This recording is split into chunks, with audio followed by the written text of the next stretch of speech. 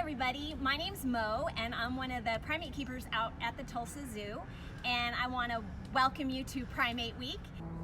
So just because the zoo is closed doesn't mean that the animals aren't receiving the care that they normally do on any day of the year. So we are basically business as usual.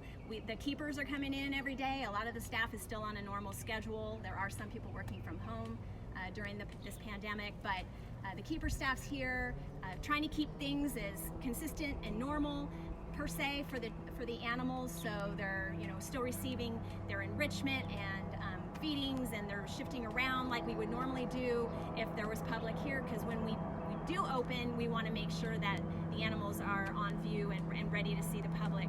Just a little bit about chimpanzees specifically. They are a great ape species. Humans are taxonomically categorized along with chimpanzees and gorillas, bonobos and orangutans as the great apes on the planet.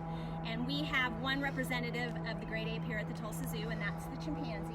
You can see Jody over there participating in our little visit today. Jody is our, 47-year-old female. I believe she's 47 this year, yes. And she's resided at the Tulsa Zoo for a very long time. So we have 6 chimpanzees at the Tulsa Zoo. Any of you that have visited the Tulsa Zoo for a consistent basis recently might think that number sounds a little off. I'll get to that in a minute.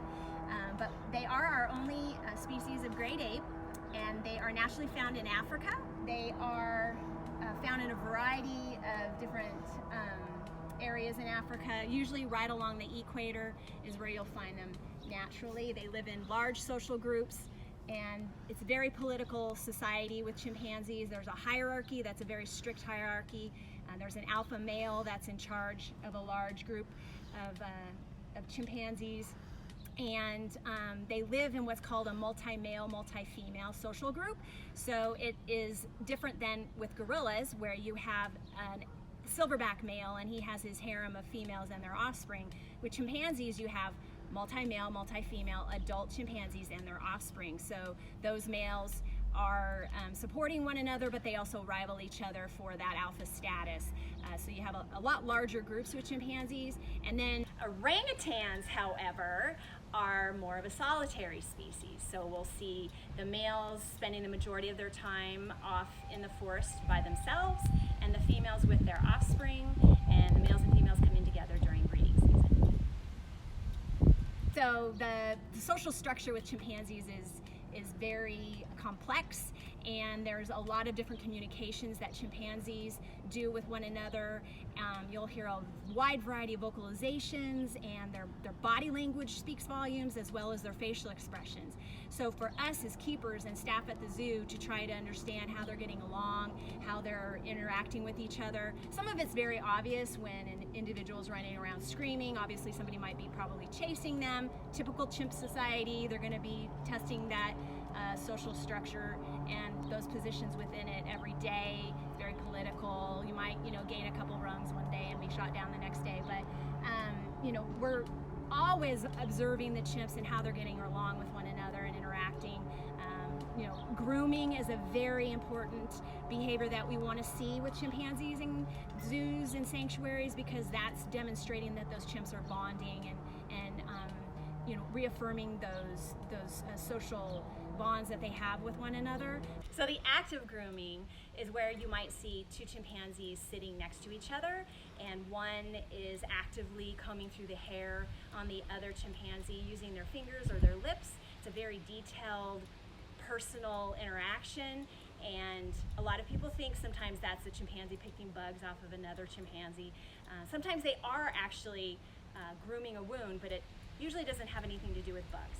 It's about social bonding. Going back, I was gonna mention how many chimps we have at the zoo. So the chimps currently are numbered 6. So any of you that have been to the zoo recently know we used to have 7, and I'm talking very positively. So sneak peek, inside information, we're gonna let you guys know first, all of our social media fans, that we have a new chimp to the Tulsa Zoo, not an offspring, but this is the first time since 1981 that the Tulsa Zoo has brought in an adult female to be assimilated into our current troop. Our new chimpanzee, who happens to be coming out of the tunnel right there, is Leia. She's 21 years old and she's come to us from the Albuquerque Zoo. So she was actually brought to the zoo right about the same time that all this craziness with the pandemic started amping up. So we acquired her in February, around the end of February, and she had a necessary quarantine over at the hospital. And after she finished with her medical quarantine, she was brought to the chimp facility about the middle of March. So after she was in the building for a short time and the other chimps got to see her visually, we started a very organized and planned introduction for her to meet the new chimpanzees that would be incorporated into her new family. We are extremely excited for the zoo to reopen and our guests to come back on grounds and see the animals again. And just so you know, Hope and Vindy have been sent away to another zoo, another AZA accredited zoo. It was part of a plan from the Species Survival Plan, which is a group within AZA that manages chimpanzees and other species for that matter. And they determine the best fit for different chimps to be moving to different facilities for breeding purposes to kind of maintain a sustainable population of chimps within AZA. So Vindy and Hope are no longer with us. But that's going to be a great situation for them. Hopefully they'll be able to breed there. And Leia is now here at the Tulsa Zoo for the same situation. She was recommended to move to the Tulsa Zoo for her to then breed with unrelated males. So stay tuned in the next couple weeks because we're going to do a special behind the scenes keeper view on the process that took place, getting Hope and Vindy to their new facility and Leia to arrive in Tulsa. So stay tuned for that.